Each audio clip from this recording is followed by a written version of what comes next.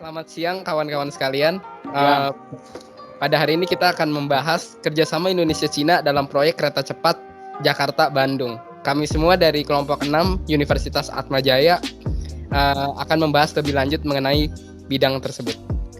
Ya, untuk pendahuluan, di sini Indonesia dan Tiongkok selalu mendorong kerjasama di bidang budaya, pendidikan, ilmu pengetahuan, dan teknologi, pariwisata, dan lainnya. Serta memelihara hubungan kerjasama yang baik, Indonesia dan Tiongkok selalu mengalami peningkatan dalam kerjasama di berbagai bidang. Misalnya investasi di bidang teknologi bagi negara-negara berkembang, negara industri merupakan negara yang penguasaan teknologinya lebih luas dan canggih.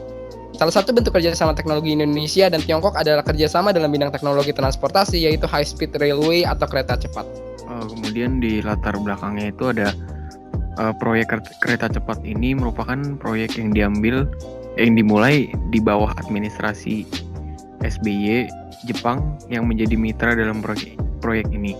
Awalnya proyek tersebut akan menjadi jalur kereta ekspres Jakarta-Surabaya.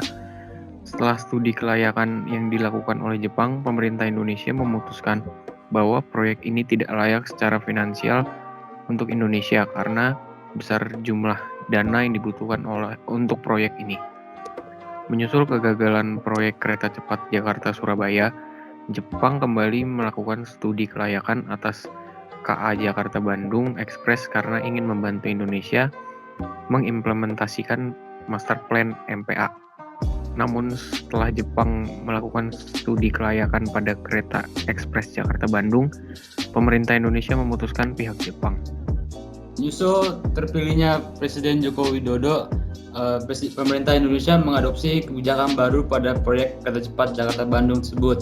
Di bawah kebijakan baru, pemerintah Indonesia menawarkan peluang baru kepada negara-negara baru untuk melakukan studi kelayakan pada kereta api berkecepatan tinggi tersebut. Seiring perkembangan peluang baru, Cina pun mengajukan tawaran ke Indonesia dan proyek ini pun merupakan kompetisi antara Jepang dan Cina. Yang menang adalah Cina. Nah, kenapa bisa begitu? Karena Indonesia memilih Cina sebagai rekan karena dalam hal pendanaan tidak menggunakan anggaran pendapatan belanja negara untuk proyek kereta cepat tersebut. Dan proyek tersebut menjalankan dengan skema bisnis to bisnis, jadi tidak antara negara atau negara, tapi tetap seperti itu.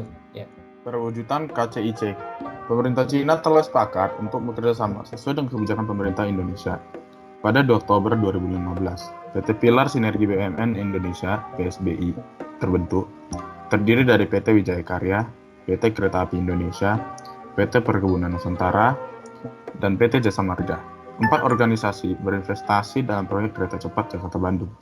Menyusul pembentukan PSBI atau Pemerintah Indonesia mengeluarkan Keputusan Presiden Nomor 107 Tahun 2015 untuk mempercepat penyelenggaraan sarana dan prasarana kereta cepat Jakarta-Bandung.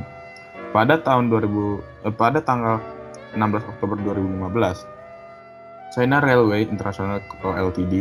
menandatangani Joint Venture Agreement dengan perusahaan konsorsium Indonesia dengan tujuan perjanjian adalah untuk mendirikan perusahaan penanaman modal asing bersama PT Kereta Cepat Indonesia Cina dengan sistem kepemilikan saham 60% dan 40% China Railway International Co. Ltd.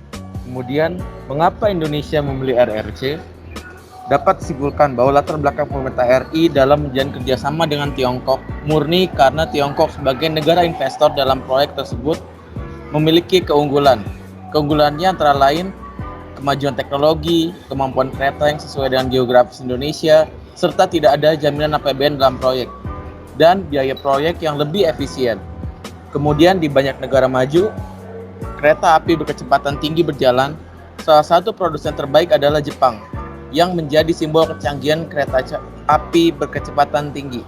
Saat ini, Indonesia membutuhkan kereta api berkecepatan tinggi tidak hanya untuk bersaing dengan negara Asia lainnya, tetapi untuk meningkatkan mobilitas.